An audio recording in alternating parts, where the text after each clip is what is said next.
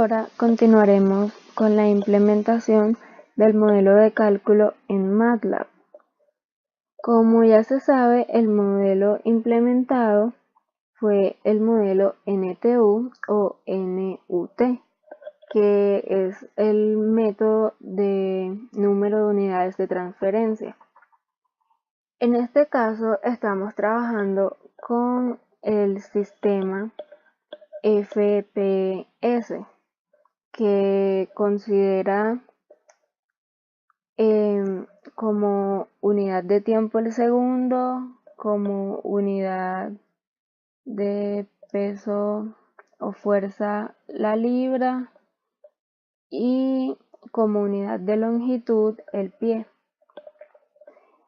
Los datos necesarios son los ya antes vistos, como la longitud del radiador o el número de tubos, que también es necesario conocer las características tanto del aire de refrigeración como del refrigerante. En este caso se está trabajando con un refrigerante que está compuesto de 50% glicol y 50% agua. Ya en cuanto al método aplicado, consiste primero en hallar diferentes áreas de superficie. Después se utilizan los números de Reynolds, tanto del refrigerante como del aire, para así conocer si el flujo de este es turbulento o laminar, y para así proceder a calcular los coeficientes por convección para los diferentes fluidos. Por ejemplo, en el caso del líquido refrigerante nos dio un fluido turbulento, ya que el valor de este fue mayor de 5000. Y en este caso, para poder hallarlo fue mediante el número de Prandtl y el número de Nusselt, para luego aplicarlo a esta fórmula para hallar el coeficiente de convección del líquido.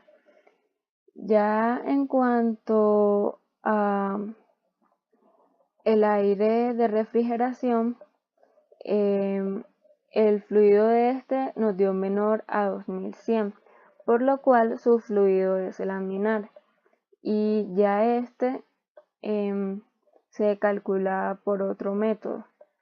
Entonces se procede a calcular el caudal másico y la capacidad térmica tanto del refrigerante como del aire de refrigeración, para así proceder a hallar su relación entre las capacidades térmicas, luego el diferencial de temperatura, que es entre el líquido refrigerante y entre el aire de refrigeración.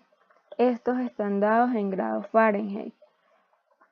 Luego tenemos la fórmula del número de unidades de transferencia, que se aplica con los datos ya obtenidos. Luego tomamos el coeficiente global de transferencia de calor. Ya pasamos a hallar otras áreas. Esta parte que está aquí, que es NFHA, es realmente NF por HA, es decir, el número de aletas por el coeficiente por convección del aire, que realmente ya esto lo vamos a necesitar es porque uno de los parámetros que vamos a variar es el número de aletas. Después de esto tenemos el coeficiente global de transferencia de calor y luego el número de unidades de transferencia del radiador, que es el método que se está implementando para resolverlo. Y ya para finalizar tenemos la eficiencia de este. Este es el rendimiento de la transferencia de calor, que también será implementado para sacar algunas gráficas. Y este rendimiento diferencial es en cuanto a unas dimensiones que ya estaban preestablecidas.